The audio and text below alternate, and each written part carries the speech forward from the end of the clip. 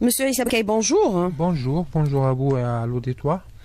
Alors, le registre du commerce électronique a été lancé en 2014. À ce jour, il y a eu près de 800 000 commerçants qui se sont inscrits pour son obtention. Est-ce qu'on peut considérer qu'il va falloir aujourd'hui accélérer la cadence puisque vous avez mis une date butoir, à savoir le mois d'avril prochain? Monsieur Bekay. Effectivement, le ministère du Commerce a lancé cette idée, a lancé cette manière de servir, cette exploitation de la nouvelle technologie de l'information et de la communication pour le registre de commerce électronique qui porte un symbole électronique. Et maintenant, on a 2 millions de commerçants, presque 2 millions. Et ceux qui ont le registre de commerce sont 800 000. Maintenant, on est à 43,7% des inscrits électroniquement. Maintenant, il y a un texte, il y a un décret exécutif qui a mis en place une obligation de s'inscrire électroniquement avant le 11 avril 2019. Maintenant, le travail qui est en train de se faire maintenant par nos cadres, soit au niveau local, soit au niveau local ou central, il y a une campagne de sensibilisation qui a été lancée par l'administration centrale, par les directeurs régionaux du commerce, par les directeurs du wilaya, par les préposés et par les directeurs de chambre pour inciter les commerçants à s'inscrire, à respecter cette échéance qui est le 11 avril 2019 et qui a été prévue par ce décret exécutif. Mais pourquoi cette obligation de s'inscrire avant le 11 avril prochain, Monsieur Bekay? Bon, c'est une obligation qui a été fixée par les pouvoirs publics pour que tout le monde se dote de ce registre de commerce électronique. Et vous savez, et tout le monde sait que ce registre de commerce électronique a été mis en place pour des objectifs bien fixés, bien déterminés, qui sont l'assainissement de la BDCOM, l'assainissement de la liste des commerçants, du fichier des commerçants, c'est-à-dire la lutte contre l'exercice frauduleux de l'activité commerciale et de bien maîtriser les inscrits au registre de commerce comme un instrument, c'est-à-dire ce fichier, c'est un instrument de décision pour les pouvoirs public. Mais justement, s'il a été institué pour permettre un assainissement du fichier des commerçants pour lutter contre des pratiques frauduleuses ou des activités frauduleuses, est-ce qu'on peut considérer que sur les 2 millions de commerçants actuellement exerçant l'activité commerciale, cela va permettre une meilleure traçabilité des opérations commerciales, M. Bekay? Effectivement, parce que le début, c'est-à-dire on marque un début d'exercice de l'activité commerciale, c'est par l'obtention d'un registre de commerce et après on commence à contrôler la facture et on commence à contrôler la loyauté et la transparence des pratiques commerciales. Le début, et vous avez sur le chapitre cette opération qui a été lancée par la direction de commerce de la wilaya d'Alger pour aller contrôler les commerçants à l'aide de cet instrument électronique. Et on a lancé cette opération au niveau de la wilaya d'Alger. On a formé presque 500 cadres. On les a dotés de tablettes électroniques et d'un instrument qui est la fiche de contrôle qui a été mise en place par l'administration centrale pour faciliter le contrôle des commerçants.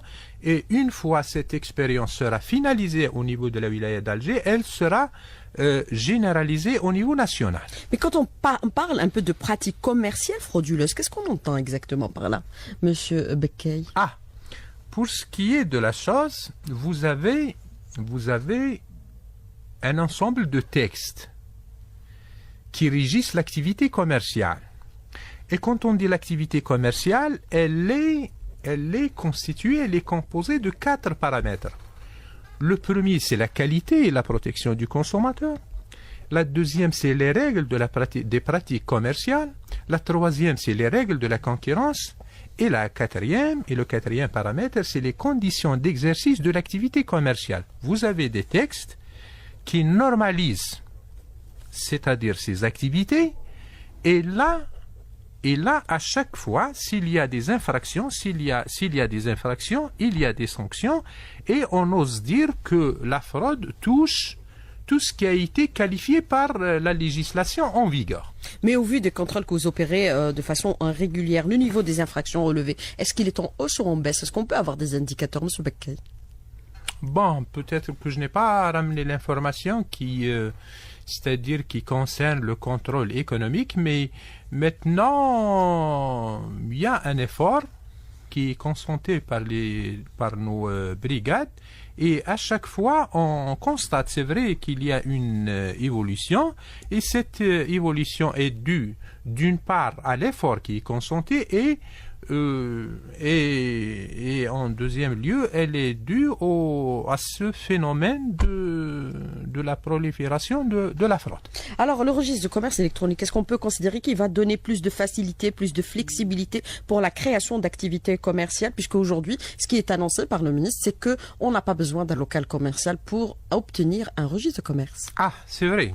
En ce qui concerne le local commercial, vous savez qu'il y a un programme du gouvernement qui vise la facilitation et l'amélioration de la procédure administrative. Il y a cet accès à cette idée de doing business. C'est pour ça que le ministère du Commerce a mis en place une panoplie c'est-à-dire une série de mesures de facilitation partant de la non-exigence du local, c'est-à-dire si vous êtes un primo-investisseur, si vous êtes une personne physique ou morale, on peut ne pas exiger le local commercial, la présentation de ce document qui justifiait l'obtention de ce local commercial, et on se contente uniquement d'un petit signal pour dire que mon domicile, mon local, c'est l'expert comptable, c'est le commissaire aux comptes, c'est le notaire, c'est même le domicile du représentant légal de la société.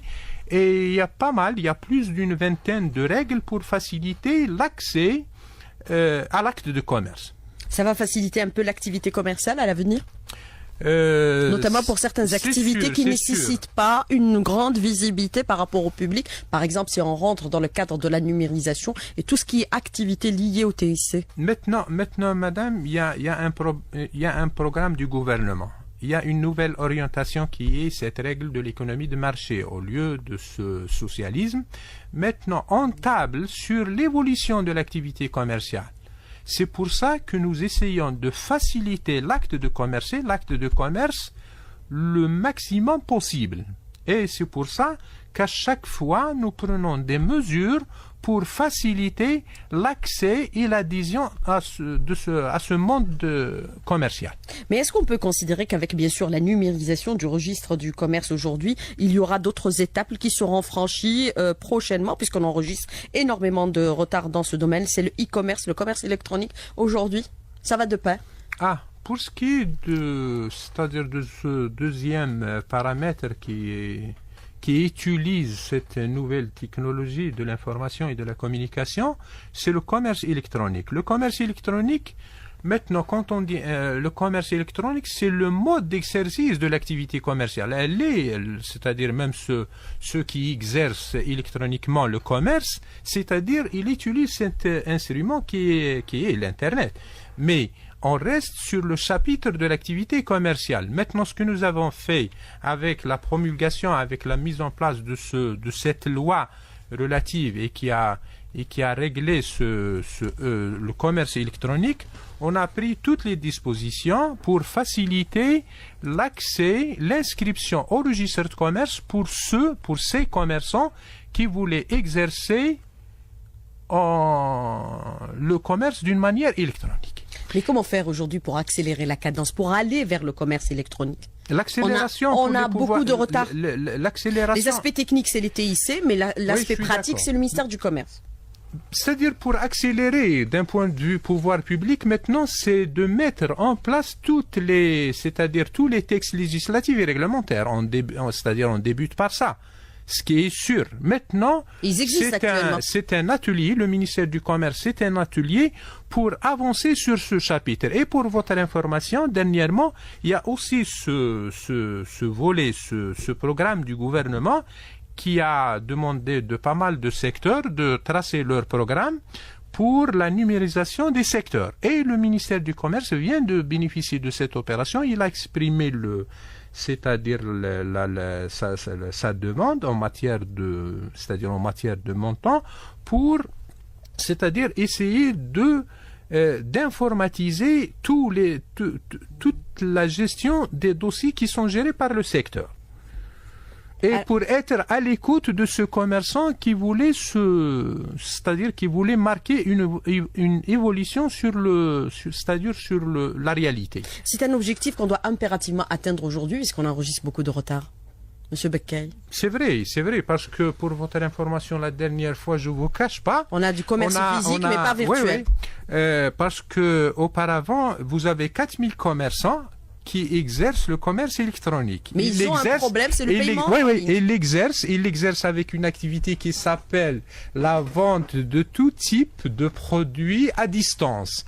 Mais maintenant, on essaye d'être au diapason, et la dernière fois, pour votre information, on a organisé une réunion avec ces startups, ces clusters, et on a trouvé quelque chose de formidable, et on a invité ces gens-là pour leur dire, voilà, qui sont vos problèmes par rapport à ce texte qui vient d'être mis en place, qui sont vos problèmes par rapport à la réalité, et qui sont vos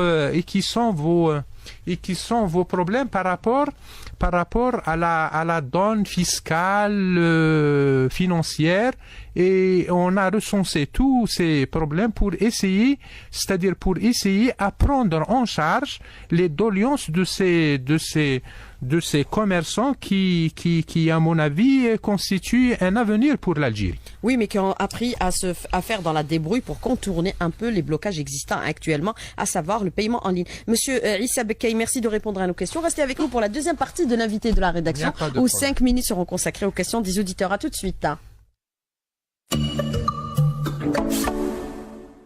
Et à 8h33, la seconde partie de l'invité de la rédaction avec Souhil El-Hachmi qui reçoit, je vous le rappelle, ce matin, Monsieur Issa Bekkay, directeur général de la régulation et de l'organisation des activités au ministère du Commerce. Alors, Monsieur Issa Bekkay, aujourd'hui, nous avons ce qui est relevé, c'est que nous avons l'équivalent de 2 millions de commerçants qui sont en activité. Comment est aujourd'hui, pratiquement, déterminer les activités commerciales entre importateurs, producteurs, grossistes, détaillants? Comment est l'activité aujourd'hui, Monsieur Bekkay? Bon, l'activité, elle est selon cette nomenclature des activités économiques soumises à inscription au registre de commerce.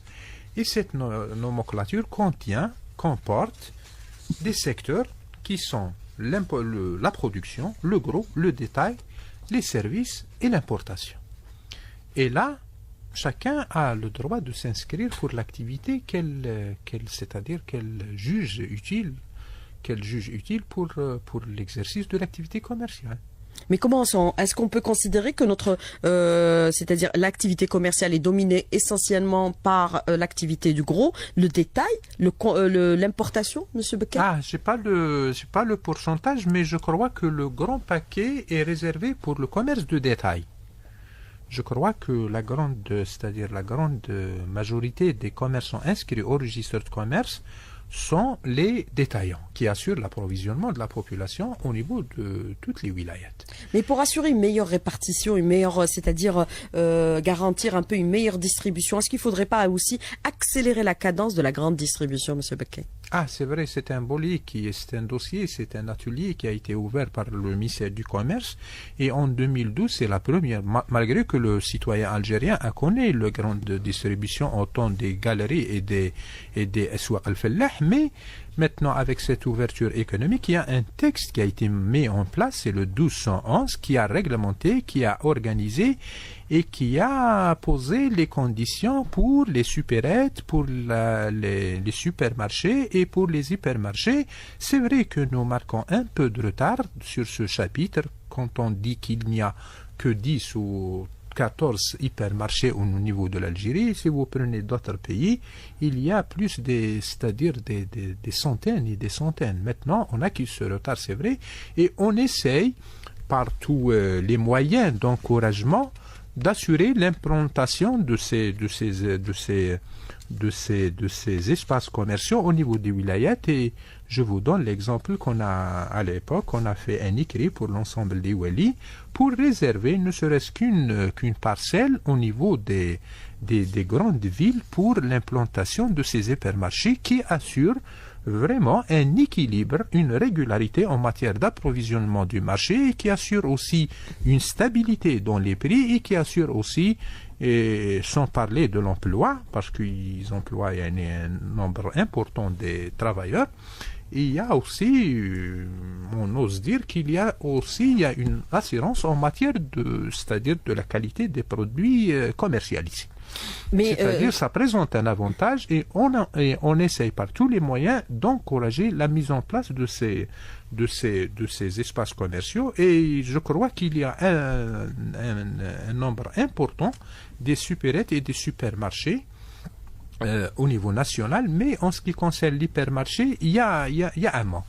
Mais pourquoi le retard par rapport au hypermarché, puisque nous ne disposons actuellement que de 14 à travers tout le territoire national? Monsieur Bekkay, c'est une question de mentalité, c'est parce qu'il y a une frilosité, il y a plus de transparence au niveau de l'hypermarché, puisque les hypermarchés permettent aussi d'assurer une régulation par rapport à l'offre et à la demande et influer également sur la disponibilité et les prix. Oui, vous avez raison, madame. Peut-être il y a la conjugaison de pas mal de facteurs. Si vous prenez l'aspect foncier, c'est un problème.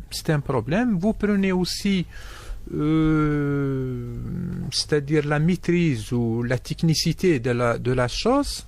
Et vous savez pour les hypermarchés, il y a des chaînes, il y a des noms, il y a des marques. Et c'est pour ça que c'est un peu difficile d'avoir une implantation correcte de ces espaces commerciaux.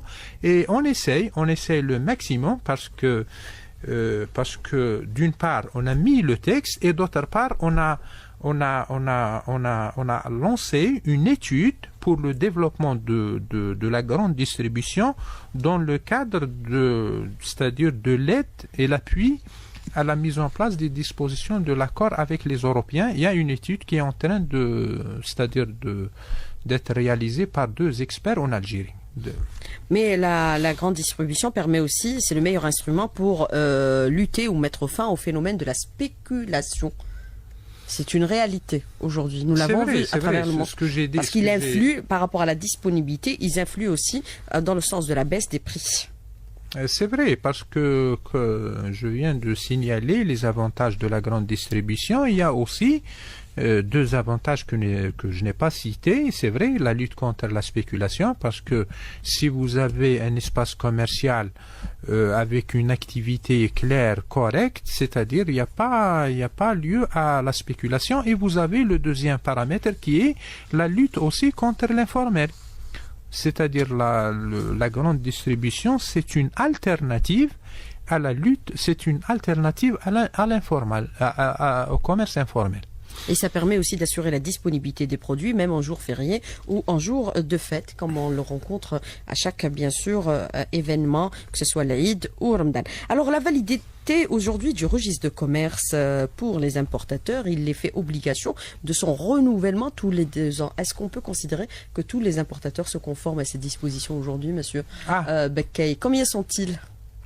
Pour ce qui est de la validité, c'est une prérogative qui a été donnée à monsieur le ministre du Commerce de la gérer par un arrêté. Et pour des activités qui sont sensibles, cette fois-ci, on a opté pour les importateurs, c'est-à-dire pour les revendeurs en l'état.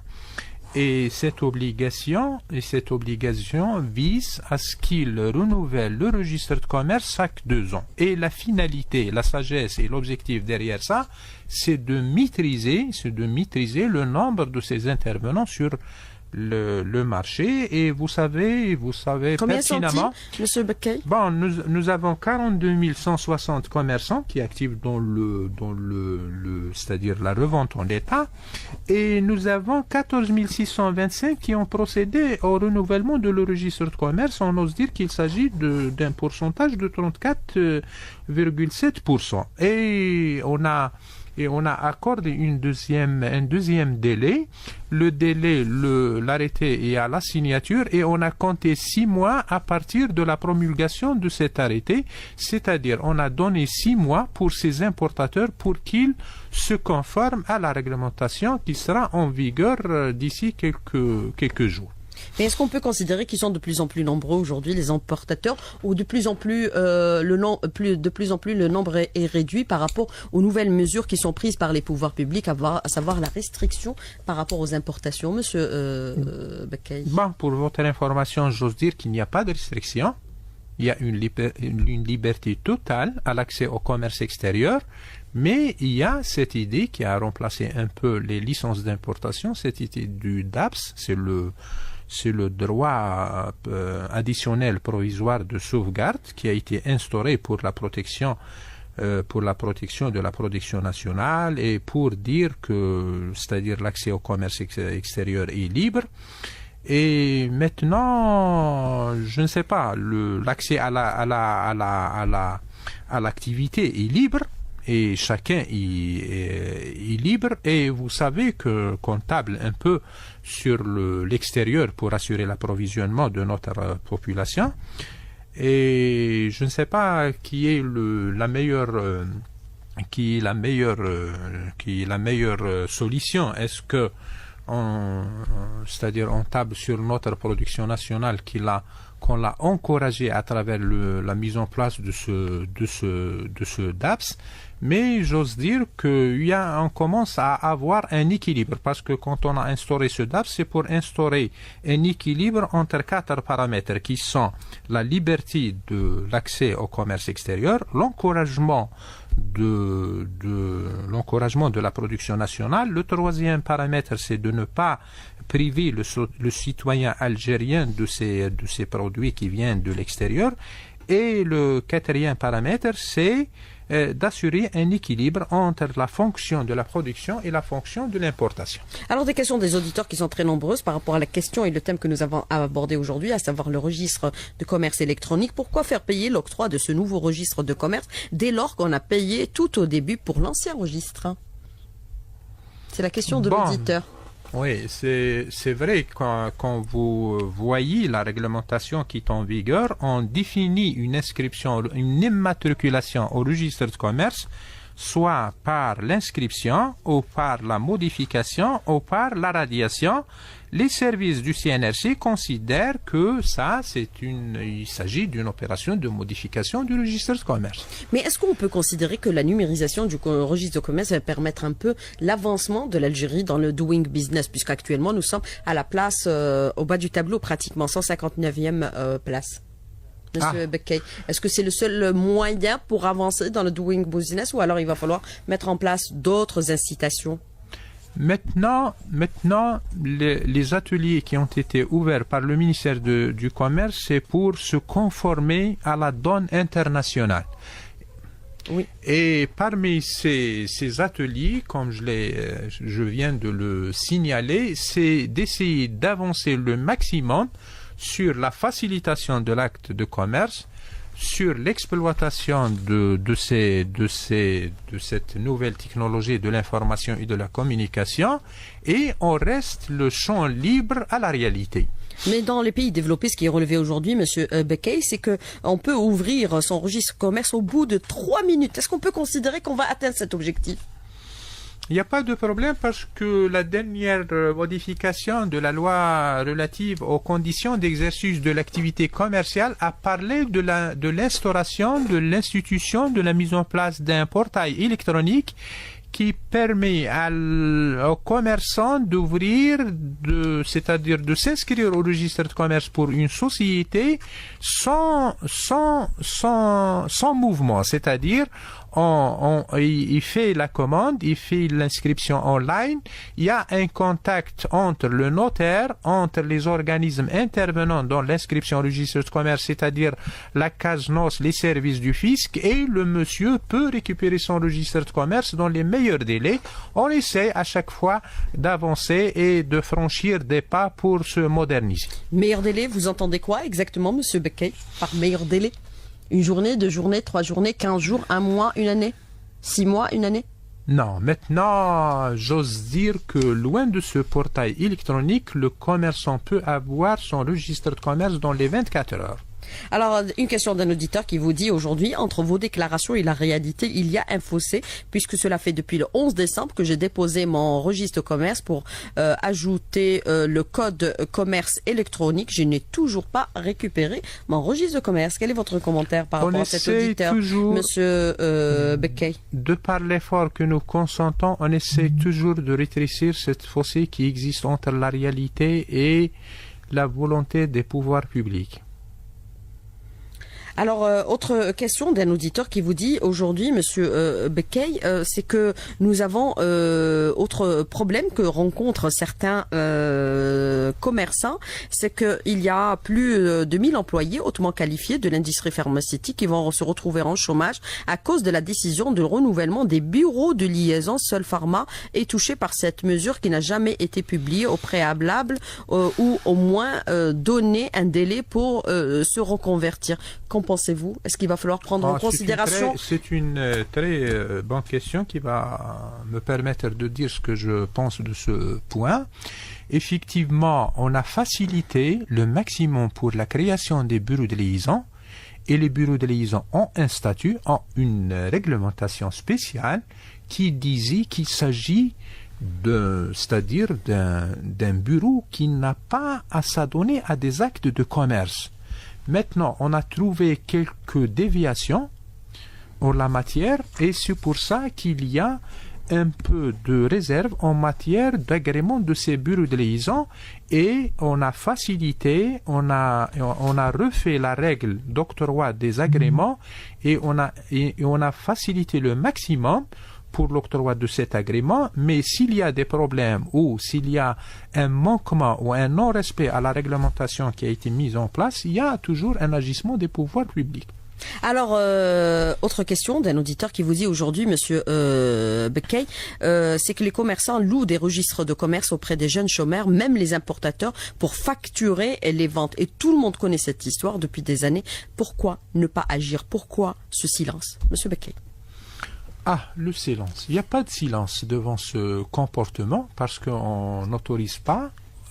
L'allocation du registre de commerce n'est pas autorisée. C'est contraire à la loi. C'est une infraction, c'est contraire à la loi. Mais le problème, est-ce que vous avez relevé des infractions dans ce sens? Quand vous faites une dévérification? Est-ce que vous avez relevé plusieurs infractions dans ce domaine? C'est-à-dire, dans des fois, il vous est difficile de constater, de ramener des preuves sur ce comportement. Si vous avez demain, vous êtes le loueur, c'est-à-dire vous avez un registre de commerce qui a été loué et vous avez les deux personnes à la fois dans l'administration. Comment vous allez prouver cette infraction? Alors pourquoi ne pas obliger les commerçants à installer à la façade du commerce une plaque d'immatriculation pour éviter les fermetures des commerces lors du passage des contrôleurs et aussi les jours de fête ou jours fériés? Monsieur Bekkay, rapidement sur les questions des auditeurs qui sont un peu nombreuses.